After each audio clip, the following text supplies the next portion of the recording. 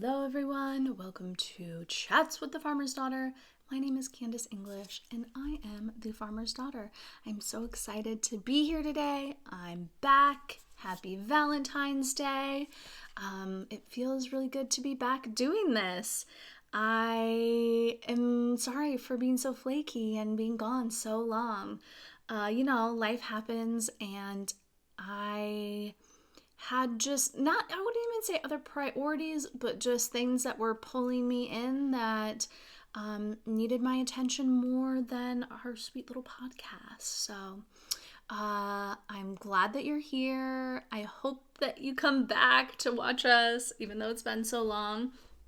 I think I'm just going to keep the format the same as I had it before. I kind of thought for a while, should I just start an entirely new podcast? Should I do something different? Should I have graphics? Should it be MTV News-ish? Do I need a set behind me?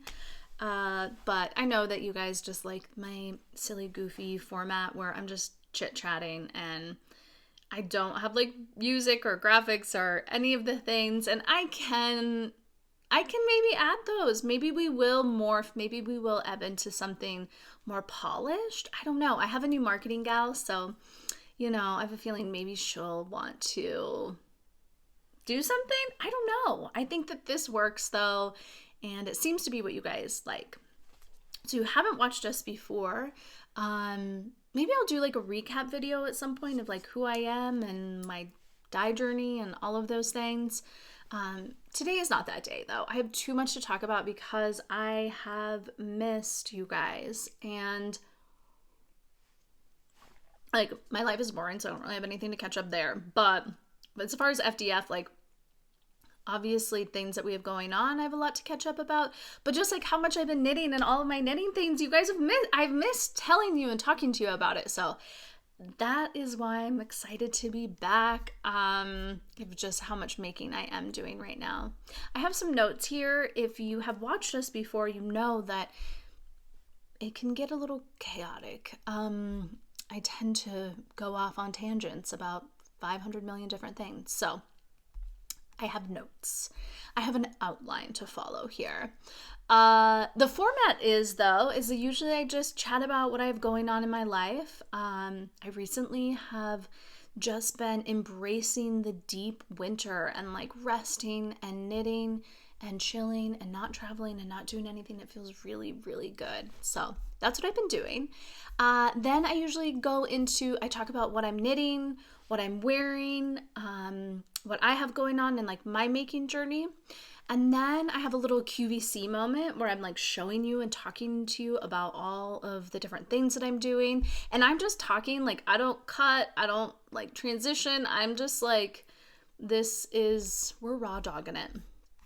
Raw dogging is a word that the kids just say now. It's not, when I say that, I don't want you to be alarmed. Raw dogging is used as just a descriptor of not having a plan, of just kind of going with the flow. So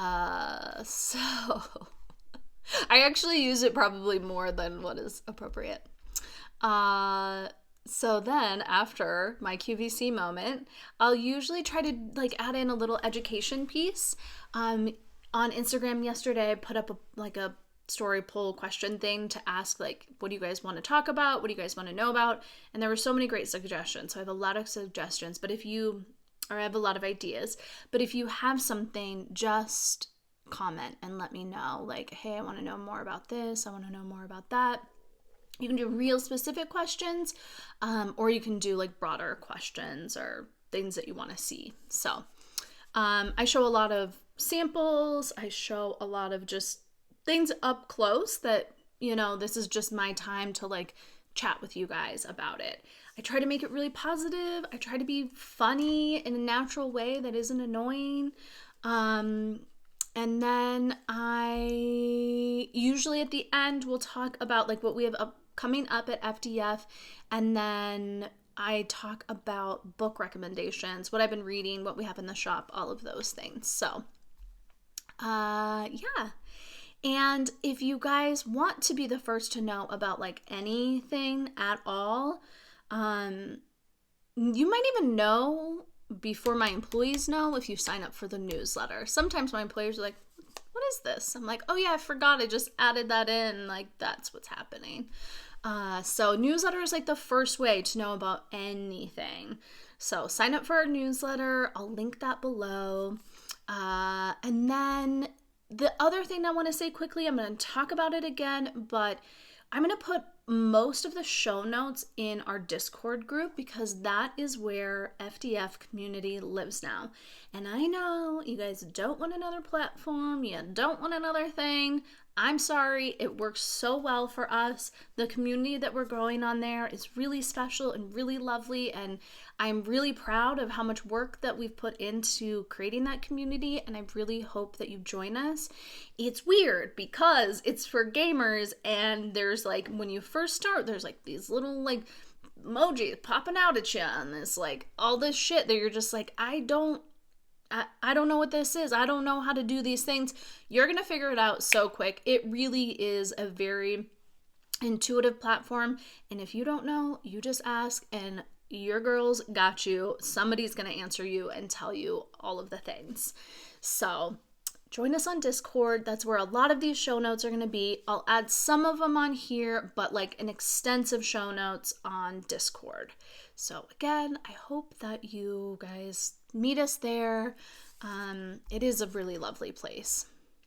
Okay, I'm going to tell you guys about what I'm knitting, and then I'm going to do some marketing stuff, and then I'm going to tell you about my sweater because it's going to be my segue into talking about blending fibers.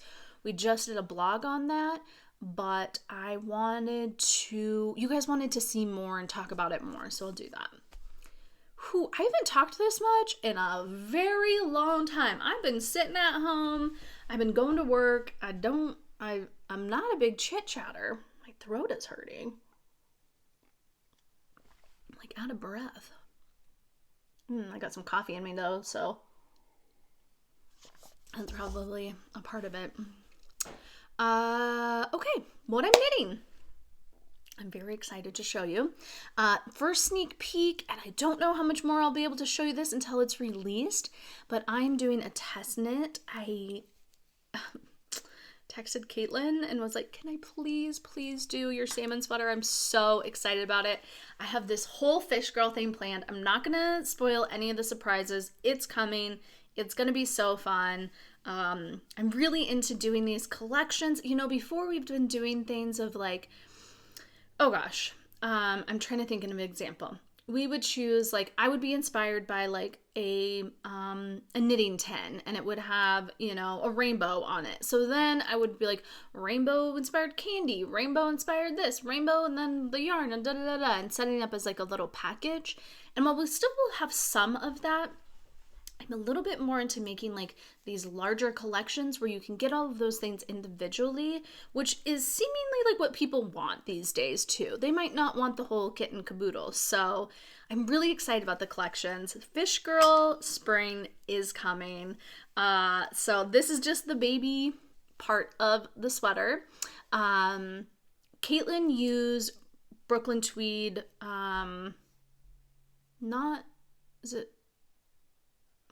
She used the worsted weight of the Brooklyn Tweed. I'm sorry.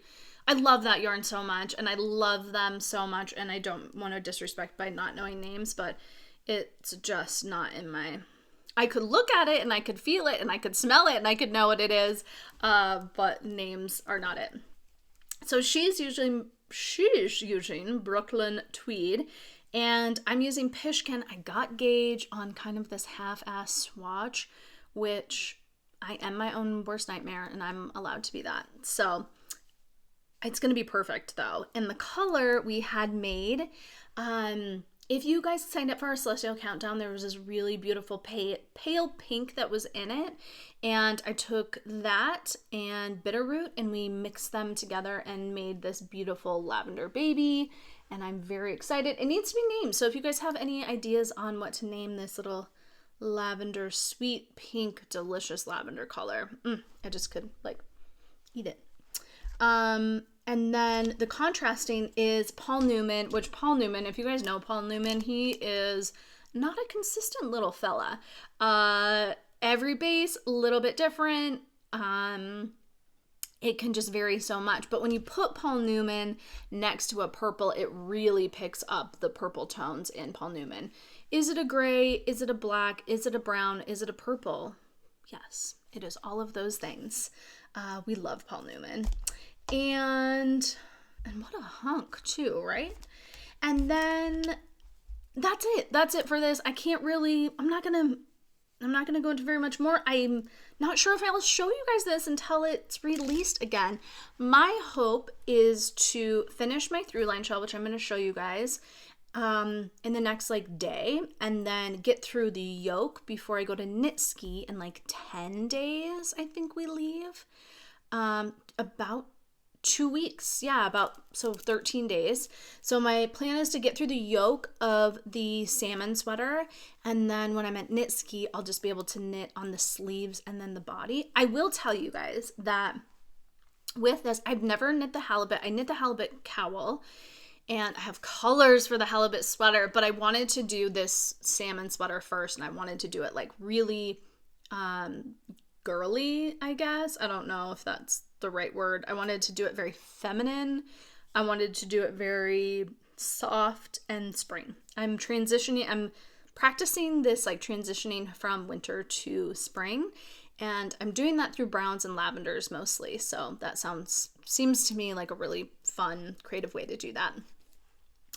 My plan is I'm knitting a size 3, so it's going to be a little bit bigger on me, and then I'm going to do it cropped. So I kind of want this really fun cropped big version, almost swancho-y, maybe not that much, but a little bit more drop sleeve action. And yeah, I'm very excited about that.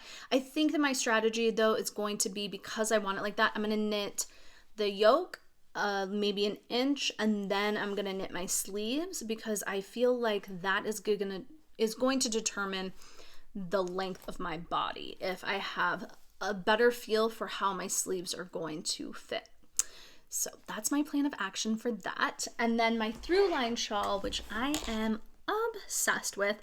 This knit is so stunning. It's so fun and easy. I would say it's going to take you at least 10 repeats to actually get the pattern down, but you will get it down. In the first 10 repeats, you're I'm never going to remember this, but you will. You're going to get it. And I don't think that's just me, because we did an event last weekend and 2 other girls were knitting this, and they said the same thing. And they were I'm never going to remember this. I'm you will. I finally have gotten there. So such a stunning knit. I am not really a shawl knitter. I used to be, but I would never finish them. And so I kind of stopped. That has been the key to my knitting success. Okay, just side note from Thru Line. I've been knitting a ton the last 5-6 months, prolifically knitting. And it feels so good. And what I have realized is that I cannot have whips. They bog me down creatively. What I love most about knitting is picking out the project, picking out the yarn, and that creative process is it is what is, I love it so much. It is my love language. It is everything to me. So if I'm not able to continue to do that because I have all these unfinished projects, it's not fun for me. So I've decided I'm just going to knit things, and I'm going to knit them in 1 to 3 weeks, and then I can move on to the next. And now I'm I knit this sweater in 6 days. I have no life though, you guys.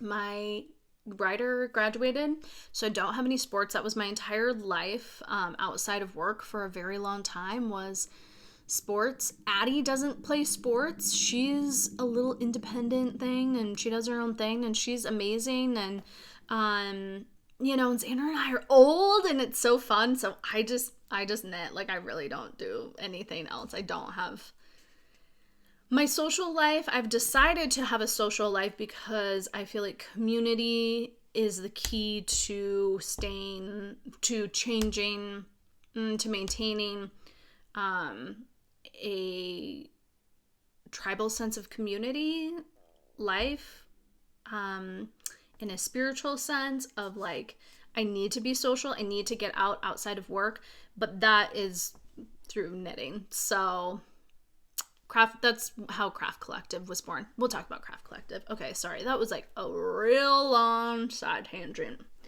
I can't believe I'm like worn out from just chit-chatting.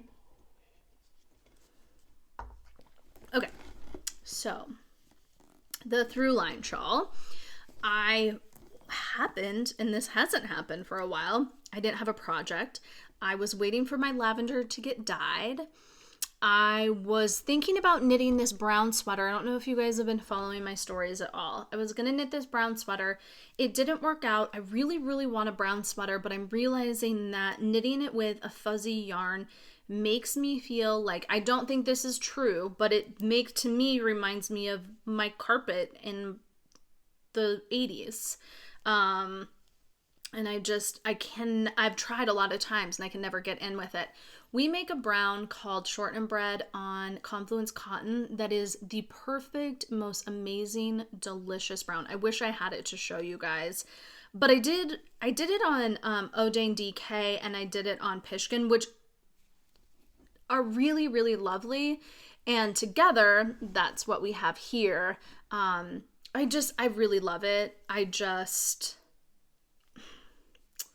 It just wasn't for me. It wasn't working for all of these things that I had going on. So I found myself without a project because I was waiting for that. And then I have another project I want to do, but it's kind of an easy project and I'm going to be traveling. So I wanted to do it then. Anyways, poor Alexandra had to hear about this for a full 8-hour shift at work. And good thing I pay her well, because it's annoying to listen to someone like this all day long. Be like, well, I could do this. Oh, what about this? Well, I can't do that because of this. It's too much for any good human. Anyways, so when I got this, so then I was like, okay, this isn't it. But then I kept on thinking while I was knitting this about Pale September, which is La Mercerie's special yarn, exclusive yarn from Spin Cycle. And I picked this up at Flock last year, and it's tan. It has a little bit of yellow, it has browns, it has pinks. It's so beautiful. So like these two I was thinking about. And then when I saw Andrea's shawl, I saw it on Instagram, and it was like that first initial one where she was like walking, and I was like, what is that? So I found out what weight of yarn it was. And when I was told it was fingering weight, I was like, I can't do that, but I can do a DK weight. And mostly, again, I'm not going to finish a shawl unless I'm like finishing it. I told Xander last night, I got to finish this shawl, so I finish it. And he was like, that doesn't even make sense, Candace. But it's true. I got to finish it so I can finish it. I got to do it quickly. So then I was looking at Odane DK, and I thought, I don't know, the colors just weren't really jiving with me with this. And then all of a sudden, it was like the yarn spoke to me. It is Sunstone is the little bits right here. And Bear Paw is the main, Bear Paw, this is Bear Paw. Little Wapiti is the main color, which we love. So it has been so fun, so easy. I'm going to finish it today or tomorrow. I'm going to get it done so then I can, again, I got plans. I got strict knitting, not necessarily deadlines, but goals. And I will finish them. Sometimes this is like so messed up. Sometimes on Instagram, I'll be like, do you guys think I can finish this in a week? And then 97% of the people are like, yeah, you got it. But it's that 3% that I need to tell me no, so I'll get it done. That's really fucked. Okay. Somebody asked, how did you know that you could use a DK? Wait, And I will say that it's a lot of practice. It's a lot of years of knitting. I've been knitting for 16 years. Actually, it's probably like my 16-year knitting anniversary. I was pregnant with Addie. So I've knit a lot of shawls. I've started a lot of shawls. Finished a lot of shawls. And then just getting to know yarn. I mean, even like that's my biggest tip for knitting is like really document yarn and how it feels, and really looking at the content of the yarn, looking at the yardage per gram is the biggest thing, the biggest tip. You can look and say, oh, it's a DK, it's a worsted. There's freaking 5 million DK weight yarns out there. They're not all the same. Even at FDF, we have Juicy DK, 274 yards per 100 grams. And then we have something like Pishkin that's 255. And I know that doesn't seem like that big of a difference, but those yarns are so different per 100 grams. You know, I just feel like every yarn is so different. So looking at the fiber content of what the pattern calls for, looking at the yardage per gram, looking, is it a woolen spun? Is it a worsted spun? And doing those comparisons. It doesn't have to be the same, but you have to know what the makeup is of the original pattern before you can start substituting things.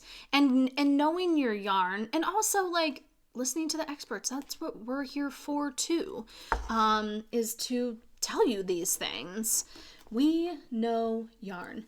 So for this, you needed 150 grams of a, you needed 150 grams for the main color. So I knew that I needed at least 150 grams for the main color, regardless of what that yardage was per 150 grams. I knew that was probably about how much I would need. And then I knew, because of the shape of this shawl, which I love this shape, our sluice box shawl is very similar in shape. And that's another reason why I wanted to knit this, is because I was wearing the sluice box shawl. I think when I saw that video and was like, just thinking that day how much I love that shape and how easy it was to put on. And if you sign up for our newsletter, you can get the sluice box shawl for free. You'll get a little email, and then every email we send out, we always have that at the bottom there, you know, how to access that. So I knew that that shape would work for this. For modifying, there are increases and there are decreases. I knew that I'd probably want to do one skein on one side and one skein on the other side. Again, just kind of knowing that that was a typical yardage for a shawl.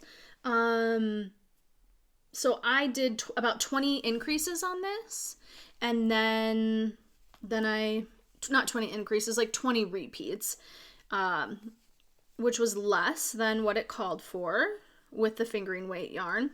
And then I started decreasing. So just knowledge. I think like my top tip is just like, get to know your yarn and document it. Swatch it. I know swatching, people are just like, that's how you date your yarn before you marry it.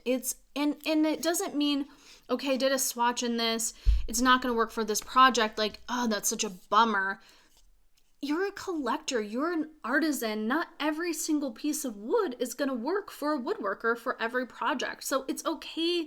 It's not okay. I think it's vital to have a stash and to be using your yarn in a really intentional way of swatching with it, hanging out with it. And obviously there is money into play here, but if you can afford that extra skein, buy it. So then that way you don't knit 3/4 of something and maybe you've swatched with it, or maybe you've used it to play around with it, and then you don't have enough to finish your project. So those are really just like my biggest tips and tricks to learning more about knitting. Sometimes it's less about technique and it's more about how to become instinctual with your craft. So that was my TED Talk, folks. And we're going to transition right into talking about all of the things that we have going on at FDF. It's a lot because I got to catch up, but I'll try to go through it as quickly as I can. Okay, first thing is first is Beanie Brigade. I'm so excited about Beanie Brigade. If you don't know what Beanie Brigade is, it is a monthly yarn subscription, and this is the little freebie pack that you get with it. If you know what Beanie Brigade is and you do not want to hear about this or see this, you could turn your chair around and you could, like, if you don't want to see like all the little freebies and stuff, which I've shown, I don't think this matters. I'm going to tell you, I'm going to show the yarn for March. I will tell you, you can just not plug your ears. You can close your eyes and then I'll tell you when to come back on, but I won't do that yet. So Beanie Brigade is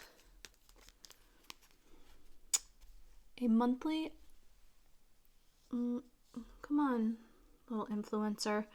Beanie Brigade is a monthly yarn subscription, and it is all to do with knitting hats. So I wanted to do another subscription. We were doing Indigenous Collective. Love that so much. It felt so good to do that. But I was kind of feeling like we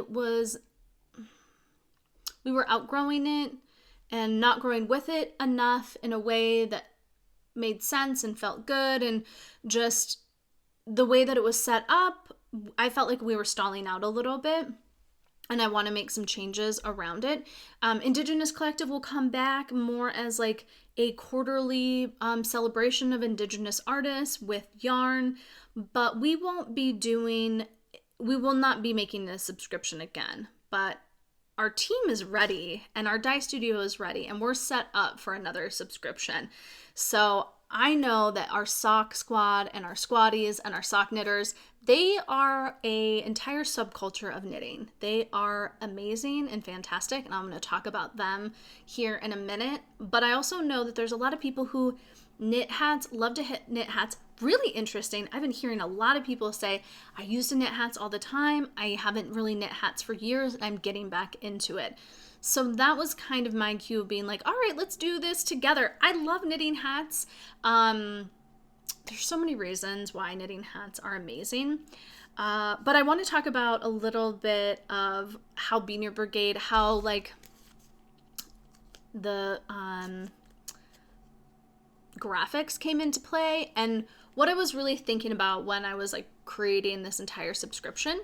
I thought a little bit about like, you know, like we have our marching orders and we're knitting, and just being like a collective group of people and charging forward in the world. I thought a lot about like play and fun and fantasy and like fighting the good fight kind of thing. So like I thought a lot about like Moonrise Kingdom, Robin Hood. I thought a lot about playing in the woods with my sister when I was little behind my grandma's house. She had this huge cottonwood grove.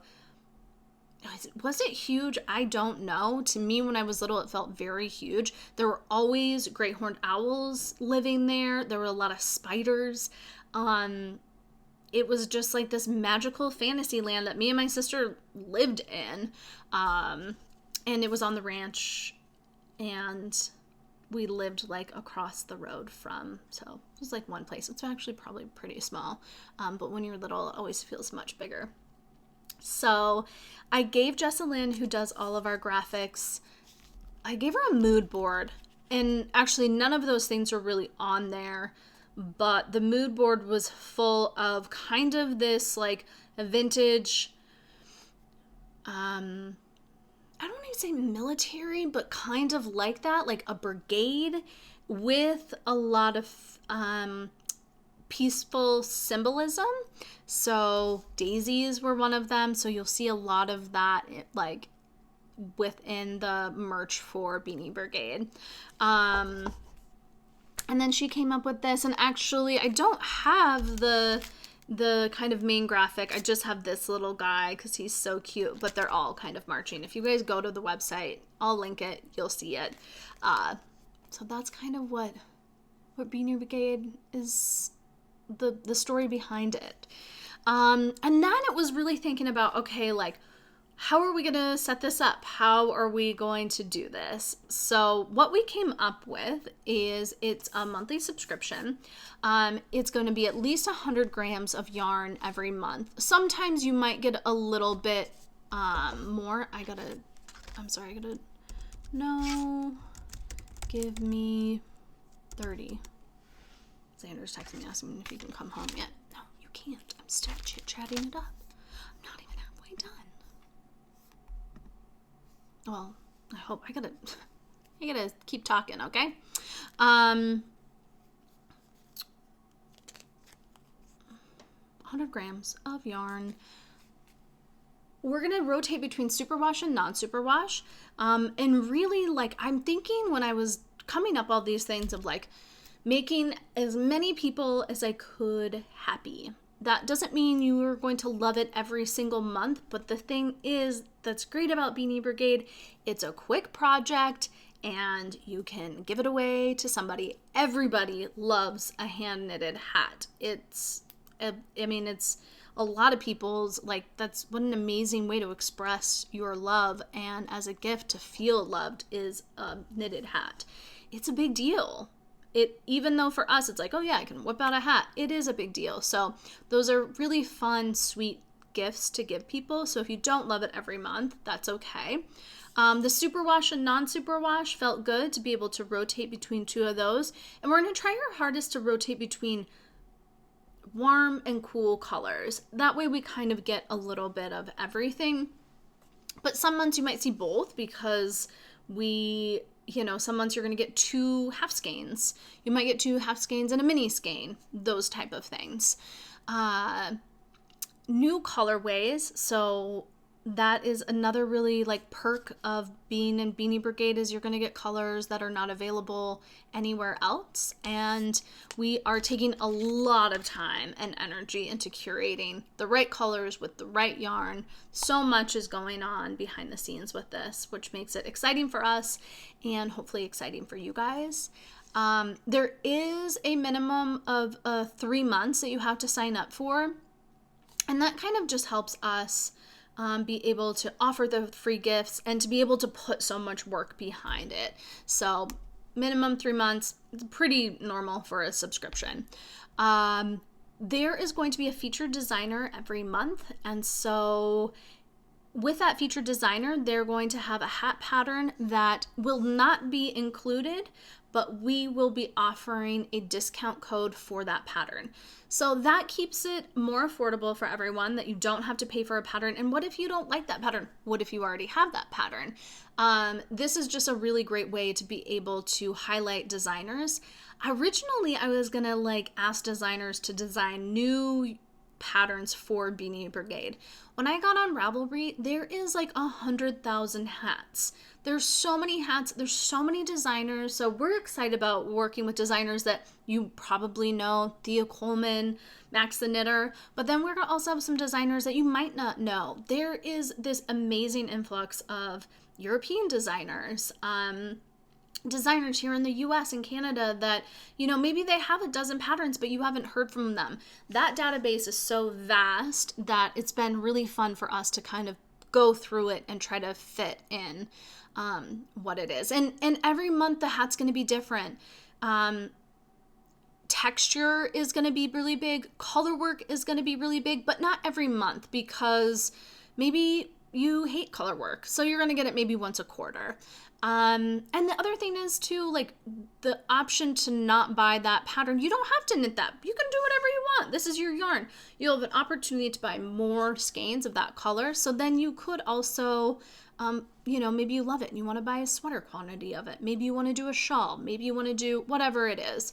So there's just a lot of, I wanted to make it flexible enough where you could really still own it and not be stuck with something that you might not love. I want to start a referral program. I'm gonna have to get back to you guys on that because I need to figure out how that's gonna work. You'll earn tokens every month, so make sure that if you are not signed up for a token account, that you sign up for a token account. If you go to our website at the bottom, FAQ, it's gonna tell you everything you need to know about tokens, putting in the code, all of those things, earning tokens. I'm sorry. I'm getting excited. Okay, I'm going to show you guys the yarn for March. Are you ready? If you do not want to see this, turn around. I'll tell you when to pop back on. So the first month is a really lovely non-superwash yarn. I gotta look. I'm sorry, you guys. I'm not prepared. Subscriptions, Beanie Brigade. I want to have the details. It's a BFL worsted. It's a superwash. That's why I get confused, is because it's this BFL that's lovely. It feels like a non-superwash, but I kind of knew that maybe wasn't the case.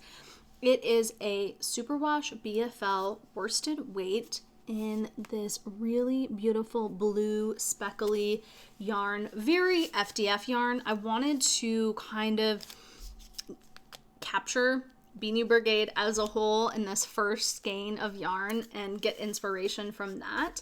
And then the designer that we have is Benjamin Matthews. Kind of one of those designers where he has like a dozen more patterns, but maybe you haven't heard of him. Maybe you have. Just really lovely textured designs. This first hat I knit in a day. Pretty easy, pretty simple hat. Just that really nice texture, which I love on this kind of speckle yarn. And just so you know too, a lot of our yarns are going to be actually solids. Solids with speckles, semi-solids, that type of vibe.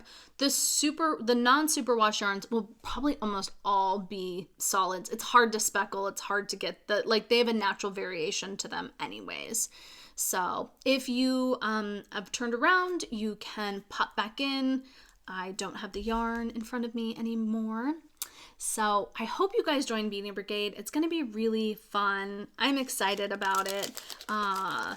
Yeah, I think it's going to be an awesome journey. And then we have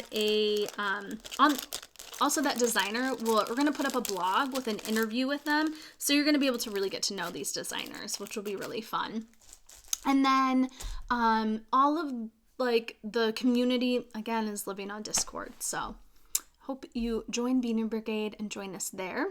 If beanies are not your thing, you can always sign up for Sock Squad too if you're wanting kind of that same vibe of getting new yarn every month and having, things kind of laid out for you a little bit more. We're on February in Sock Squad. The Sock Squaddies are, like I said, they are a whole nother subculture. They are amazing. I just love seeing that community. It's funny because I started Sock Squad and I was like, I'm gonna knit socks this year. And then I knit half of, I got to the heels of my socks and I'm like, I remember that I actually don't like knitting socks. Don't tell the squaddies, okay? It's one of those things. It's just, I think this is what it is. I loved knitting socks when I didn't know how to do it. And once I did and I got through all of that, it's the small needles for me. That is what it is. I would knit more socks if they were a DK weight. Hell, maybe next year for Sock Squad, we should add a DK weight in there, and then I can at least do them once a quarter. It's the small yarn. But the squaddies, they are amazing. If you are on our Discord, just go and you're not in Sock Squad, just look through there. That group is so incredibly encouraging to each other. You could ask anything, and there is going to be 5 people who are going to help you answer it.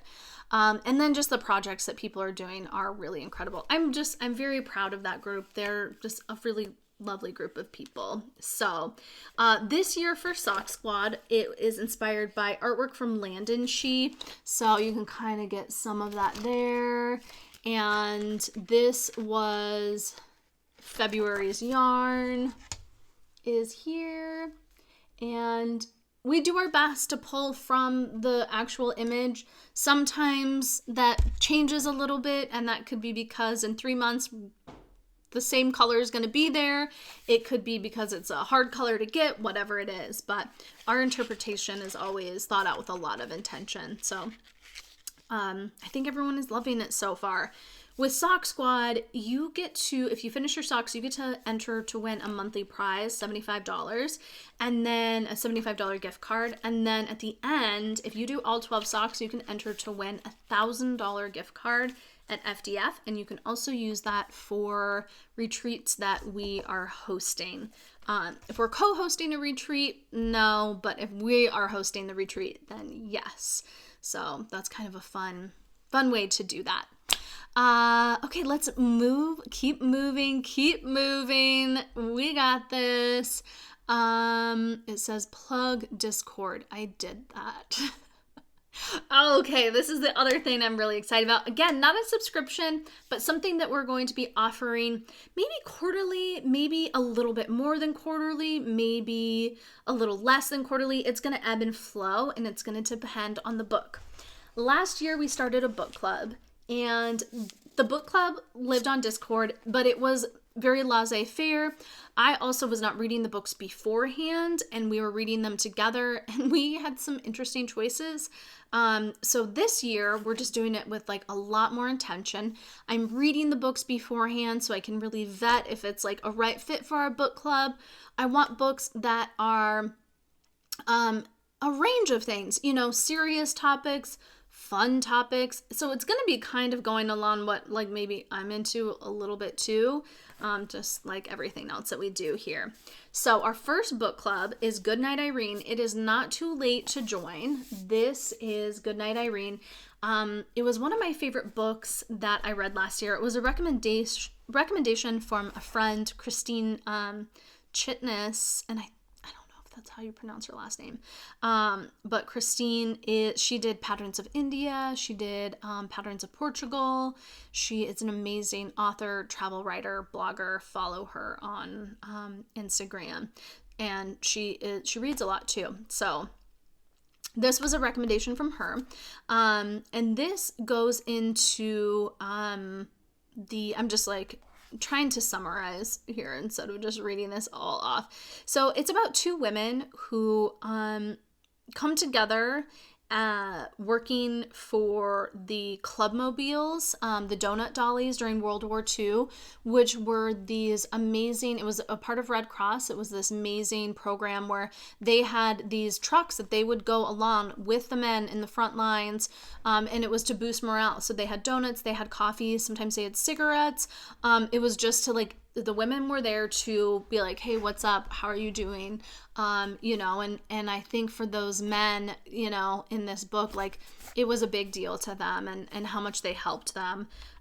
Just really cool. So I loved this book so much. It was fabulous. And I knew that when we chose one for the beginning of the year that it should be Goodnight Irene. So the way it kind of works right now, and again, maybe this will ebb, maybe this will, change a little bit. We have a group on Discord. The Discord chat about Goodnight Irene isn't like popping off. We're going to also, though, have a virtual meetup, and I think that's where everyone's kind of waiting to talk about it, is at the virtual meetup. That is on March 23rd. It's a Sunday, and it will probably be on Zoom unless I can figure out how to put it on Discord. And I just need to do like a little bit more research on that. So with the book club, we're going to have the book, and you can purchase this from FDF. It's nice because we kind of wanted to, when we did the book club before, everyone asked, like, do you have available? Because we do have a lot of books. So we made it available. You do not have to buy this or the yarn to participate in the book club. If you get this from the library, if you don't want the yarn, like, you do whatever you want. This is just, me offering these things is just to make it a little bit more fun.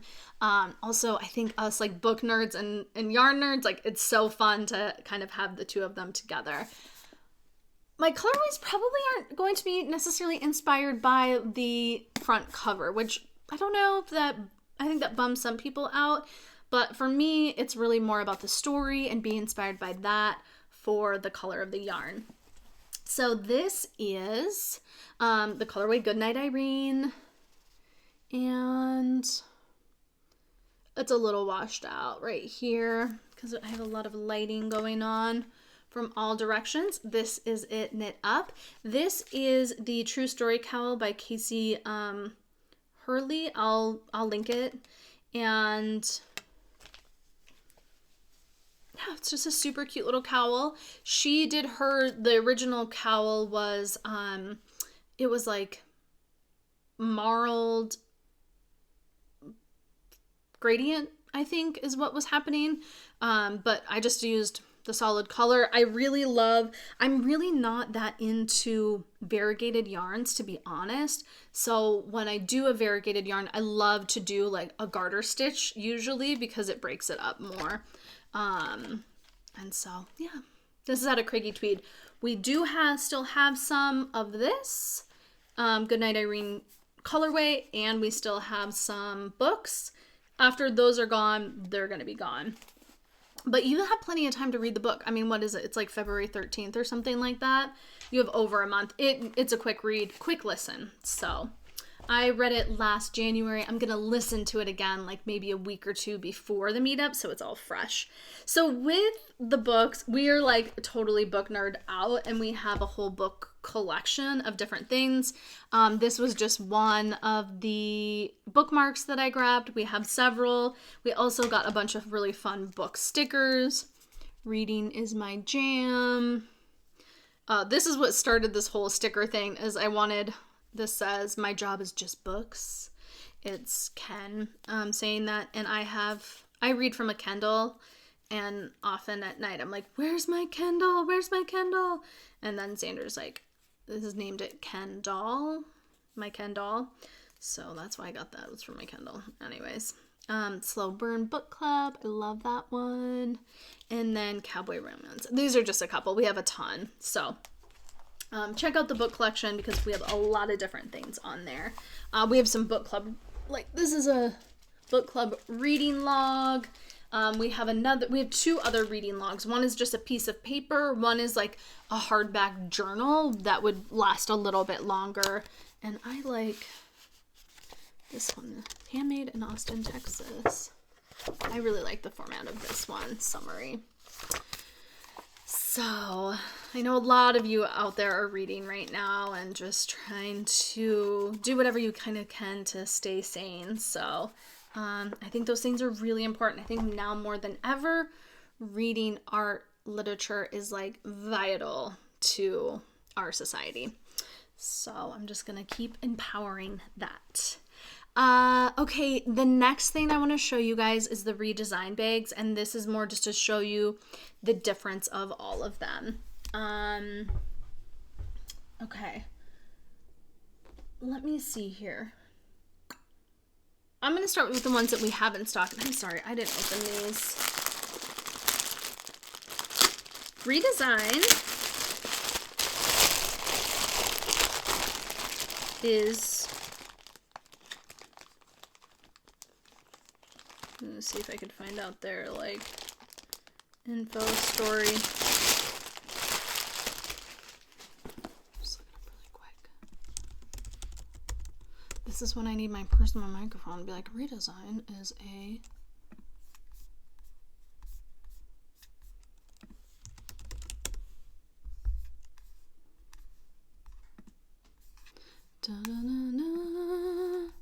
okay, we don't have time to look this up. I'm going to come back with you to tell you more about the redesign brand. Okay, I'm like looking. I found it. They were originally like, if you go to their website, they have a lot of different bags that are not necessarily knitting related. They're out of Denmark. That's mostly what I wanted to find, is that they, like, I didn't want to say Denmark and it be wrong. But they're out of Denmark. They have really amazing bags, small bags, big bags, work bags, fashion bags. And then I think that they started dipping into knitting and making bags and realized there is a huge market for that. So I want to show you the different styles that we have. This is the Project 32 bag, and this colorway right here, we have a couple of different colorways in stock right now. This is the burnt tan. This is what I have too for my bags. So this one right here, I have mine over there. I keep my sock knitting. Not sock knitting. It's gonna turn into my hat knitting bag. Sorry, socks are getting kicked out. It's really the perfect sock bag though, because all of my stuff fit in here perfectly. So yeah, this size is great for socks. It's great for hats. I would say it's great for 2 skein projects, maybe even 3 skeins if they're like a fingering or a sport weight. Probably not DK worsted. You're gonna want to stay between like 1 and 2 skeins. Yeah, again, really, I think socks and hats are perfect for this. So you have this. You can take this out. In here, you can put any of your notions. You could move this around to other bags. I love these little pockets right here. They fit perfectly for like little jars of salve or little jars of your notions, little tins of notions. And then right here you could put your straight needles. I'm not using straight needles, so I'm not sure I don't have anything there right now, but I do feel like it could be utilized in a better way. So again, this is the Project 32 bag. Really cute, really lovely. This one right here, we don't have this in stock right now. The one thing about the redesigned bags is that it's not necessarily that they're hard to get. It's more just that they're hard to get. Like, we'll put in an order and get it like in 6 months. So it's not just like super readily available, which honestly, I kind of love that about them. Makes it feel special. And the quality is really nice of these bags. The leather is distressed though. So if you get your bag and you see that it's not super smooth, that there's these distressed parts, that's just how the leather is made. And the bags are made. It's not this perfectly smooth leather, which I don't hate. So my knitting bag is a hot mess right now. My office is also a hot mess. So is my hair, to be honest. I didn't do much. I did my face. That was good enough. It was time to do it all. Okay, so my knitting bag is a mess. And I could have set it up a little bit more on like how I actually use this. This is the Project 10 bag. It's big. It is a sweater quantity bag. It is a bag where I'm traveling and I need to bring my needles. So I use the Thread and Maple binder pages. I have 2 of them. I have the project. I have the notions page, and I have the cables page. And then I also have, I have a lot of things. These are the things that I have out of my binder at all times. That notions page, that cable page, and then I just take off the needles. You can just take that off because it's Velcro, and I tuck that in my cable organizer and I snap that all up. And that is what I always have on this side right here. Is those fit in there perfectly. So this is really my like on the go. I have all of my needles. I have all my things.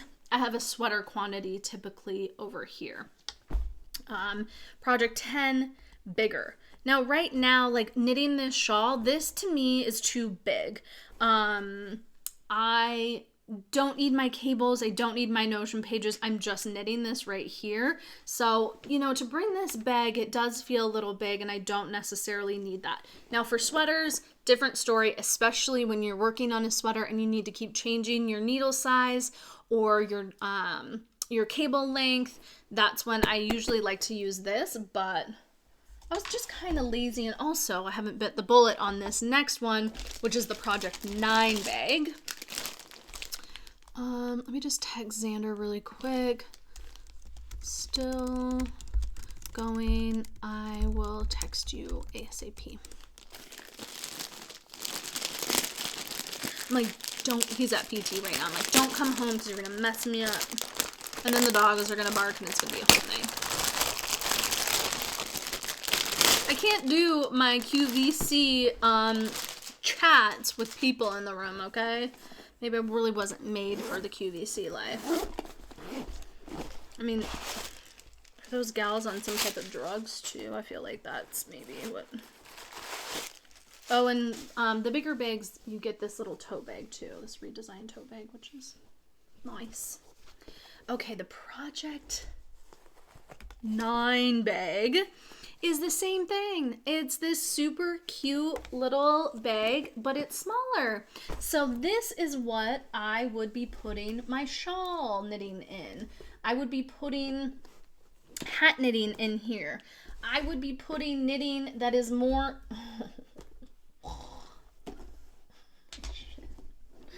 Oh my god. Okay, this is crazy. I lost a ball. So, yeah, this is a little bit more. The other thing I like about the big one is I can put like my full skeins in there that are waiting to go for my sweater. This right here still would fit my pages. I would bring my notions page. I don't know if it would fit both of them. And like a sweater or a shawl, a 3 skein project, a 4 skein project perfectly in there. And I don't love to overfill my bag, but you can. I have done it. I got too much crap going on here, but just close it up like that. And just a super cute little bag. So these are in stock right now. Again, these are like, we don't have any of the Project 10. We are getting more, but I can't give you a date. I don't really know. They're coming from Denmark. That's a process. Will that process get worse? Maybe. So if you see something and you like it and I just wouldn't sleep on it. I am a little bummed because okay, we're going to deal with that later. This pile over here is crazy. Sorry, I think I feel like I keep on saying, I'm trying not to. Project 39 is the same as Project 10, so it's that bigger bag, but it has a strap on it. And I took one home, and I am a bag horror. I have so many damn bags. It's a real problem. It's always been a problem of mine. And yeah, I made mistakes were made. And I was like, I brought it home and was like, I don't need another bag. Why am I getting this? So I brought it. I actually used it. I was like, I'm going to do this. I'm going to do it for a giveaway. So I gave it away. And I have some deep regrets about not keeping that bag. And I'm scared. When there's more Project 39 bags coming in, I'm going on a trip and I want to take it. So yeah. Okay. That's almost it. Almost. So close. The next thing I just want to show you guys really quick is, I don't know if you guys have seen these. I'm sure you've seen these.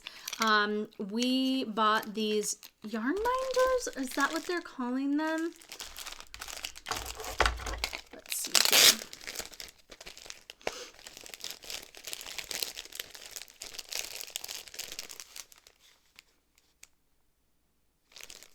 I'm not sure what they're calling them. I'm calling it a yarn minder.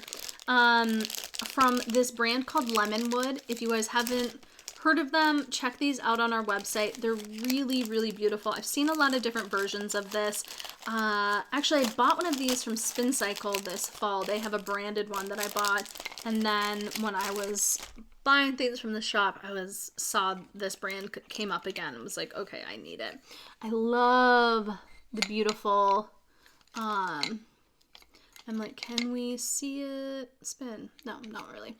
Oh yeah, there we go. These are great if you are, well, for me personally, I love this when I'm doing shows because I really love to knit while I'm doing a show or if I'm working the shop, which unfortunately isn't very often if I have a shift day, but if I have a shift day and I'm just like bebopping around, I love to have this on there and just be knitting. I think it's really easy, beautiful, fun, unique way. So like festivals, events, anytime if you can walk and you knit and you do that, this is also a great way to do that.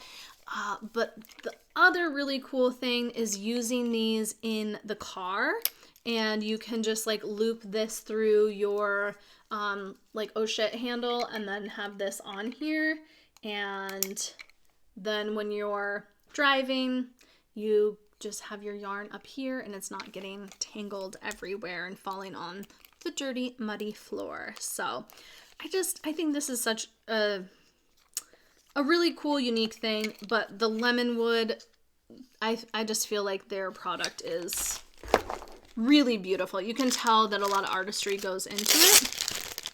There is one with a little sheep on it. I just brought a couple. There is one with a flower, and then there is like that cool kind of Art Deco one. So yeah, show you guys those. I grabbed them on my way out. I was like, ooh, I haven't even put those in a newsletter or anything. Okay, last thing for real before I talk about yarn and all the things. I think this is going to be 120 minutes is my guess, and that's okay. That's what we're doing. It's not my fault that I haven't been here for almost a year. Trails and Valleys from Lindsay Fowler. I'm so proud of Lindsay. This is her second book. I've worked with Lindsay on a couple of almost every collection that we've ever done. We've asked Lindsay to participate because she is such an amazing professional. Just takes her job so seriously, and that's just really fun to work with somebody who is as hungry as you are. This is out of Pishkin, and it is the tree line hat. So cute. This is a really cool, all sizes, really cool sweater. The terrain sweater, adventure, the pictures, everything lovely. Lina is the one who, oh yeah, look at that cool headband. Lina is the one who published this book, and yeah, I just wanted to show you guys. I love the way the Lina books smell. Yeah, I love Lindsay. So proud. Such a cool book. So we have those in stock. They release tomorrow. So, okay, onwards to what I'm wearing, and let's talk a little bit about mixing fibers, and I want to show you guys a few things. So this sweater is the Niji sweater. It is by, oh my god, again, where's my producer?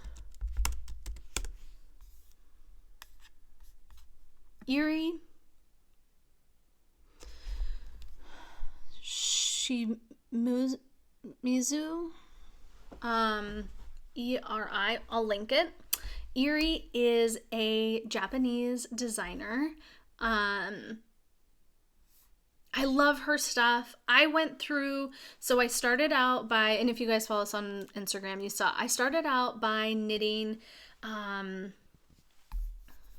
sweater, a fisherman's rib sweater, half fisherman's rib sweater. It was so gorgeous, so stunning, so beautiful in this yarn. This is Sukapi, 1 skein, 2 skeins of Odang. So I had 3 strands. And the half fisherman's rib was absolutely killing my hand, my wrist, all the way up into my shoulder. And it was the purling and the knit purling and not having a break from that for whatever reason. And I made it to, I think I almost split for the sleeves, and then I just realized I cannot keep going. I had a deadline for this sweater to finish it by Valentine's Day. And that's also what's helping me finish things, is doing them for a reason, has been really fun. So yeah, this sweater came from choosing this sweater came from wanting a little bit of texture, but also just an easy like knit. It's a worsted weight. So when I mixed those 3 fibers, I did not obtain gauge. So I ended up going down to the smallest size. And so this is a size 1/2 because I made enough modifications that it really leaned into being a size 2 of making it a little bit longer. I wish that I would have done it on a size 9 because then I would have gotten closer to gauge. So I wanted it to be not super oversized, but I also didn't want it to be super tight. And I love this detail right here. I often worry about like when I'm knitting patterns that are originally written in another language, I do worry about that translation. And I'm not a knitter who is like, oh, I can figure, I just need the directions. I need them clear. And it's more of just like how much time that I have in my life and how much extra thinking I want to do. So I was very grateful that this pattern was such a well-written pattern. And then kind of the coolest thing about this is I don't know if you guys can see it. This is what it looks like. Is this part right here, and then this little part right here. I'm gonna post some pictures on Instagram so you'll be able to see those details a little bit more. But they just have these really lovely cabled details in the back for the split hem and then the split collar in the back. So the inspiration of this sweater, I've been wanting a pink sweater forever. I don't know if you guys know any of the gals at Lemonwood, but Michelle there always like has the cutest pink sweaters, and I just think it's like a pink sweater is such a vibe. And then there is a indigenous artist. I didn't wear these because, God, I just kind of thought they were too distracting. You weren't gonna be able to pay attention to what I was saying if I had these beautiful earrings on. This quill work artist, his name is Joe Big Mountain. He did all, if you guys remember Lily Gladstone at the Emmys, he did all of her jewelry, and I think even collaborated with the designer of her dress to do some of the beadwork on there. But I know that he did her jewelry. Delivery Jacobs, is that how you say her name? Delivery Jacobs. Res Dogs, she has worn like his stuff on the red carpet. His stuff is really hard to get. Quill work is really hard to get. Anytime I see a quill work earring, I'm snagging it up because they are hard to get. It's one of the crafts that I just really want to learn how. This quill work is impeccable. And his stuff is hard to get. You gotta be like Johnny on the spot when you see him on Instagram. And I was lucky enough to get these. And so this was also like a part of the inspiration of having just something really fun to wear with this sweater. So I like the fit. I think it's maybe a little bit...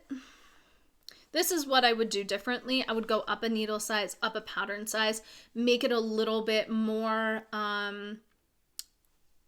ease for me, and to crop it a little bit more is kind of how I like my sweaters and to style them. But man, I'll take it. I knit it in 6 days too, which is very quick. So a lot of the sweaters that I've been knitting lately have been this combination of mixing fibers. I like it for a lot of reasons. One, again, I'm wanting to like get through my my knits, and so a worsted weight, an Aran weight, a heavy DK weight. If I can knit on a 7, 8, 9, it's where I'm at these days. And I love a little bit of fuzz. I have a really hard time picking out a project without mixing it with a little bit of fuzz. So it's been really fun to mix fibers. One thing is if you do Oh Dang Held Double, let me just grab some yarn here. I think the Oh Dang that I grabbed is Legend. And I have another sweater. I'm going to show you guys some sweaters here. So when you hold Odang Double, it does this amazing, melty, fluffy, but way sturdier fiber fabric combination. This sweater right here is the Bunkhouse. This was in our issue of Pom Pom magazine, and this is Odang held double. And yeah, the fabric is it just completely changes when you hold these two together. They kind of meld into each other, making a little bit of a thicker fabric. Then when you add a fingering weight with that, it's gonna give it this structure, and again, those Odangs just end up melding into the fabric and the fiber of whatever it is that you're holding it with. So in this case right here, this is the Sunset sweatshirt by Jessie May. And listen, I have an Instagram video telling you all about this. I do not have all of those details in front of me. There are a lot of details. I've been knitting a lot. I cannot retain like how many skeins I used and what size and all of these things. Like that type of stuff doesn't really stay in my brain. I need it written down, and I have an Instagram. You can scroll back, maybe October and look at all of the details for this. But I'm really here today to talk about like the fabric and the fiber. So I held this with Spinster's Daughter Sport. Spinster's Daughter Sport is 300 yards per skein. So it really is like, it's a sport, it's a fingering, it's somewhere in between. The ply on this is really lovely. It's it's a tiny bit crunchy, just this amazing, really tight ply on it. So with the three of these together, melted you get this really nice, beautiful, drapey fabric fiber. I do a gauge swatch, and it is important to get gauge. It is important to know what your gauge is.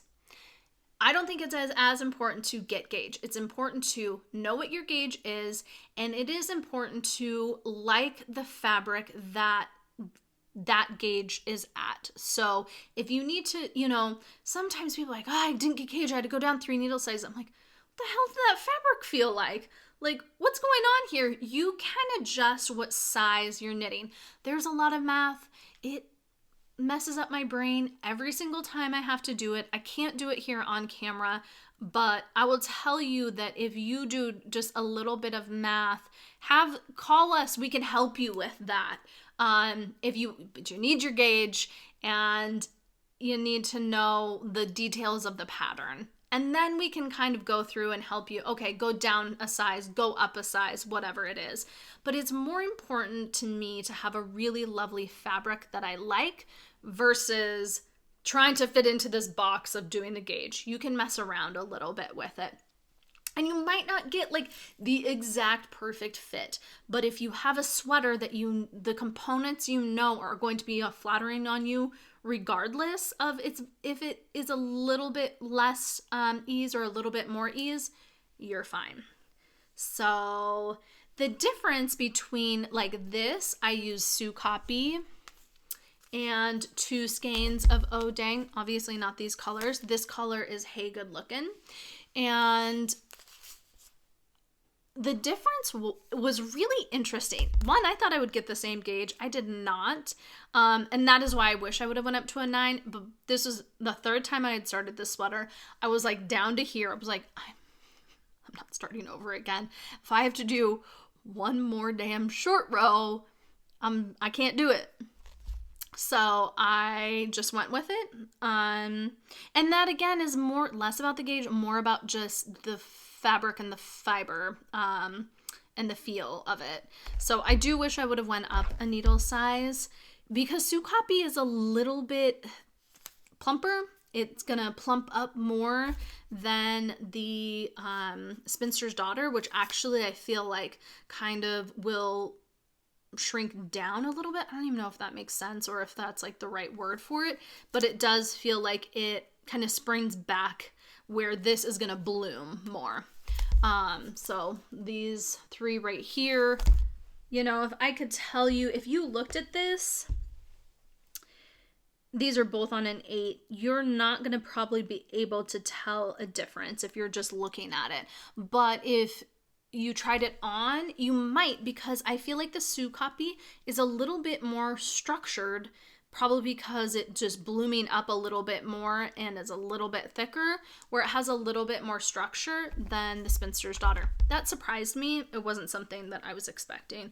Again, a good reason why to like try different things, to really get to know your fibers. So a couple other sweaters that I have here of combos. So this right here is the Broom sweater. This is by Andrea Mowry, and this is just this is just 2 yarns held together. So we have Sue copy and Oh Dang, and we're holding those together, and really lovely, still amazing fabric. I like this a lot because it's maybe not as thick, not as warm as this. I don't know. Once you put some Odane in there, it's going to be warm. And it's been cold as hell here in Montana. So I'm loving the thick, woolly, warm alpaca-y sweaters. The other thing. Oh, let's just talk about Odane DK really quick too. So this is Odane DK. This is the colorway Daddy State of Mind. I thought I'd choose your guys' favorite color. And this, I gotta hide my face. Okay. You can see Odane DK, I don't know if you guys can kind of see it right here, is that the way that this yarn is plied up is a little bit more like a boucle. You have some spots where the core of the silk and the alpaca are like one fiber, but then you kind of get these pieces where I'm like over here doing this, where the alpaca is spun on more like this. So you get a little bit more loops. So that's why this is just like a nice big fuzzy monster yarn. The difference of Odane DK held single and Odane lace held double are different. You get a really nice smooth fabric with Odane held double. With this, you're getting a lot more texture. So people will ask, can I, instead of holding Odane double, can I do Odane DK? Yeah, you totally can, but you are going to get a different fabric. They are just different yarns. Maybe we should have named them separately. I don't know. You know, both not Odang, but they're both. It's like, oh dang. You know, they're basically the same. They're silk and alpaca. So I just wanted to talk about that. And then on the blog, I'm not going to go through this like extensively because on the blog it has in there fingering plus fingering equals blah blah blah. Sue copy plus Mighty Mo equals sport weight, whatever it is. I have all of those details on there. So you just have to read it and look at it. This right here is the Paloma. This is one of my most worn samples that we've ever had. It's a little bit of an older pattern. It's a free pattern. The fit of this is so lovely. I should have grabbed I have one too, out of just Bear Paw DK, and I love both of them. The fit, it's so elegant, it's so classy, but I also feel like I can dress this up and I can wear also leggings with this and it dresses it up automatically. It's very chic. So this is an example of a solid, like squish fingering in Winter Wolf, and a speckly variegated. This is Mighty Mo Harry Belafonte. Let me turn that light down a little bit. And then you can kind of, okay. Stop trying to capture me. There. I'm gonna hide behind there. And you can kind of see, and it makes something more like that, where you have this like beautiful marled variation. Now listen, this was knit years ago, like probably 5+ years ago. Are these going to be the same? No, we're 5 years in. The dyes have changed. Things have changed. Close, but it might not be exact. So don't come after me about it.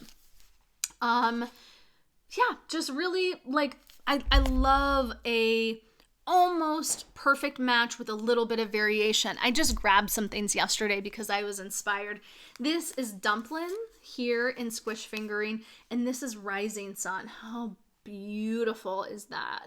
Put those together, you're gonna kind of get the same thing. So if you want something like this, choose a variegated, a fuzzy variegated that has kind of this base. This base is peach, this is peach. This base is gray, this is gray. Then you're gonna get not so much of a huge marl effect. You're gonna get something that melds together a little bit more. And then I also grabbed, Patsy on Mighty Mo. I mean, come freaking on. I need to make a hat with this so I can wear it with this. So, so, so beautiful. We love it. It's too good. And then I grabbed A Case of You, and mixing those two together would be a really beautiful marl too. You're getting a lot of the pinks and pulling them into here. I tried to choose a skein that didn't have as much white in it, so you don't have those larger marly pieces. And then I don't really need to show that one because, well, you can just see, I'll just show you. This same thing, this is the Lumi sweater by Sari Nordlund. And this is Spencer's Daughter, 2 skeins O'Dane, Spencer's Daughter Sport, 2 skeins O'Dane held together, but this is what it looks like with color work. So you can see that color work isn't like super crisp. It is a little bit more matted because of that fuzz. Super warm sweater. Maybe I'll wear that today. And then the last one, this is another oldie, but goodie. This is Jamie Hoffman's Halfway sweater. Really fun way to play with color. So down here, this is Mr. Pocket. Again, this was knit probably 5-6 years ago. Mr. Pocket, he is always evolving. He's a little like Paul Newman. And if you don't know Mr. Pocket, watch the Ballad of Buster Scruggs. Mr. Pocket right here, Dumpling right here. So we have the marl of this is Mr. Pocket, and I actually grabbed Teton because it was a little bit closer to the color. This is Foxy Lady, and Mighty Mo held double right here in this solid color. And then you get up here and you take away the Mighty Mo and you just do the Foxy Lady and then a Mighty Mo of Dumpling. So you have that marled effect, and then right here just Dumpling. And just, so you have that sheer panel right here. Very sexy, elegant sweater. And Jamie Hoffman is another just really beautiful, amazing professional designer. So, Halfway sweater. All of those links for all of those things are on the blog. Besides the Lumi sweater, which is, again, Sari Nordlund. So, if you want links for any of that stuff, then you can get them on the blog. I'm not going to like do all the links and stuff again when it's easily accessible there. I just can't get over this Patsy now. I'm like looking at it. Poor Xander. Are you done yet? Holy shit.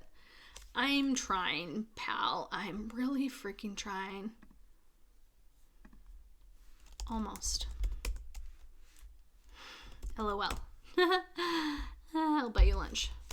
I will buy you lunch. Smiley face. I really am almost done though, you guys. Where are we at? Oh, 123. We're so close.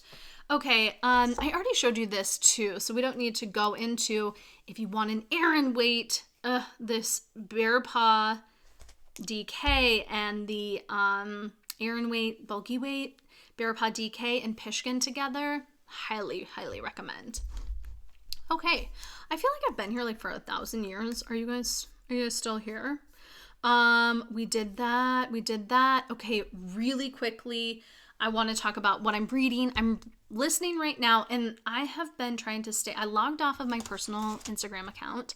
I cannot take in the content online right now, or I have to do it in a really thoughtful way, but the scrolling is not helping me. So I'm on FDF account, and I'm posting a lot in my stories about like what I'm knitting and what I'm doing and all of the things. That feels really good, but I'm listening to so many books. I think since the beginning of the year, I've already listened and read 12 books, which feels really good, and I want to keep that up. My goal is 50. It's always 50. I never quite get there, and I tend to like peter out in the summertime for whatever reason, but I'm determined this year to get more than 50. Dare I say 80? The track that I am on, I could get 80, so I just need to keep it up. So I'm listening to Junie. It's by Erin Crosby Eckstein. Really interesting book. A girl who is a slave in the South, and the author, it's a lot of really poetic writing. I feel like taking in a lot of creative liberties of, it doesn't seem like, I want to say this the right way.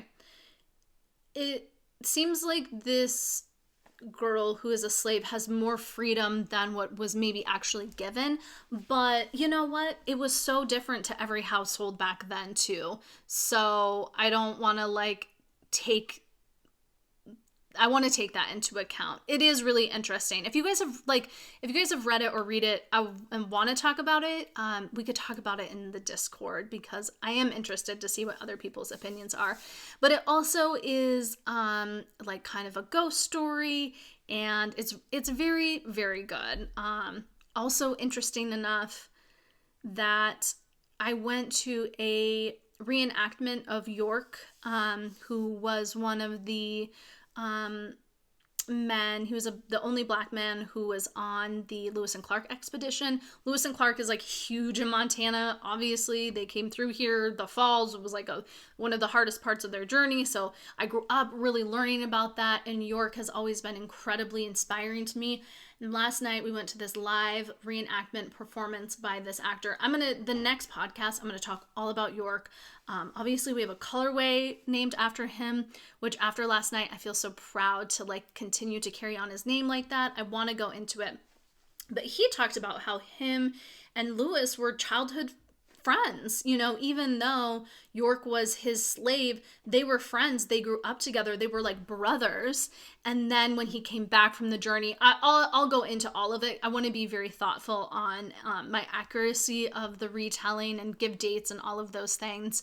But he talked about, you know, that they were friends when they grew up. They were brothers, but then it quickly shifted into this, no, I am your master. And so reading this book, there was a lot of similarities to that same notion, where Junie and her, she calls her best friend in the book. When I'm reading, I'm like, girl, she ain't your best friend. I know she's not your best friend. But I do think that there was a lot of blurred lines. And so that is what I'm taking away from it, and interesting. And the author just does such an amazing job of like the poetry of Junie connecting with the earth. And yeah, it's been a really good book. So I recommend that. I listened to Demon Copperhead. It just like, it's one of those books that just like leaves something inside of you, and it's kind of hard, and you feel very judgmental about other books after you read that. I read Witchcraft for Wayward Girls. It's a new book, and I was going to choose it for the next book club. I ended up going with something else, and kind of ditching out on Witchcraft for Wayward Girls. Again, I'm going to talk about some of these books in the Discord and see if anybody's read them. I would love to discuss them. And then I listened to Margot's Got Money Troubles. Elle Fanning is the one who is narrating it. Highly, highly, highly, highly recommend. It was such a great listen. Love it. Her dad's a WWE wrestler, old WWE wrestler. She's, got all this shit going on. She has a baby. It's very, very good. So I recommend that too. what we have that we just got in the store is one of my all-time favorite books. It's called Sharks in the Time of Savors.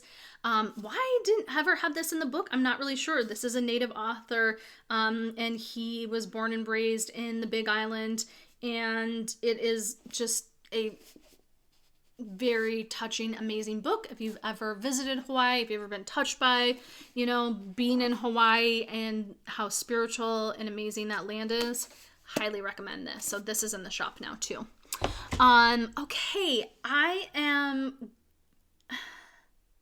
not going to talk. I was going to go into a little bit more of like knitting inspiration. I'm going to save that for next time. And I think I'm going to just skip over what I'm going to plan on knitting next. Follow me in my stories and you'll be able to see all of those things. Upcoming, we have a lot of like education pieces coming up for FDF. Collabs, we have some collabs coming up, but I really am taking this time right now to talk about some specifics in knitting, some more information, giving out some of the knowledge that we have here at FDF. And some of it to you guys might be like super simple and things you already know, but not everybody is at the same place in their knitting journey. So if it is a bit like redundant, I apologize. I think that we're just trying to make sure that, so many times people come in and we give them this educational piece and they're like, oh my gosh, thank you so much. I had no idea. So we're trying to take those things and put them out into blogs, into this, into our newsletter, into our social media, just to bring more education around our yarns and knitting in general, and crochet too. Alexandra is an amazing crocheter. I don't talk about crochet a lot because I just don't do it. And I would love to do it, but man, I'm like, I was going to start weaving this winter and I'm just like knitting. We have Knitski. It's a retreat in Hohi is coming to that in 2 weeks in Darby, Montana. I'm so excited. This retreat is going to be like the most luxe, amazing, like everyone's going to be so well taken care of, including me. Most of the time retreats, I'm doing like 70% of the work and the retreat center is maybe doing 30%. This retreat, it's like 95% the retreat is doing it. I'm doing 5%, which is just being there and hosting and having a good time. I am also going to H&H Cologne this year. So right after Knitski, I'm flying to Europe. I'm spending 8 days in Europe. I'm very excited. I'm going to go to Paris. I'm going to go to Cologne, Germany. Germany. And I'm really excited to see what that show has to offer. I'm going as a buyer. I'm not going as a vendor. So I'm really excited to see what things I can bring home for you guys. And then I am going to fly out of Amsterdam. So I get to go to Stephen West Yarn Shop and just kind of get some inspiration, get out. I've been home for a long time. 3 months at home is a long time for me. And again, I don't really do that much. So it's going to feel good to get out in the world. And then like quickly afterwards, about a month after, we have our retreat in Tulum with Ritual Dyes and Andrea.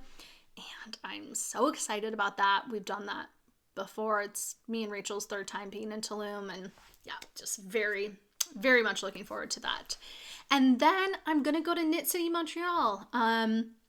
Again, not vending, just going to check it out and see fiber friends and going there with a knit friend. And I think we're going to have a good time. We've been talking about going or wanting to go for a few years. So we jumped at the opportunity to go this year. So hopefully I'll see you guys there if you're around there. We're going to do a giveaway on the newsletter. It's going to be a year-long subscription to Beanie Brigade.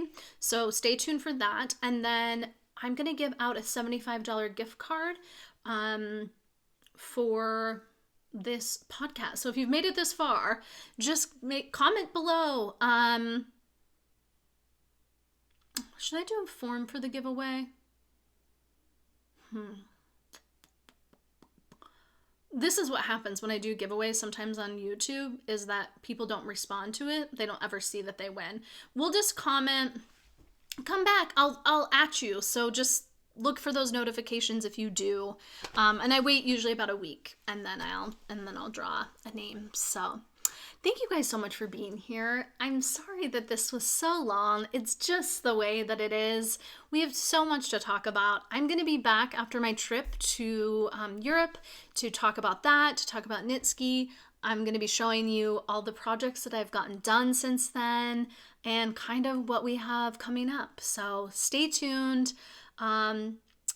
Sign up for that newsletter, get on Discord, and we will see you in the interwebs, or hopefully in real life too. Okay, peace out, y'all. Have a great day.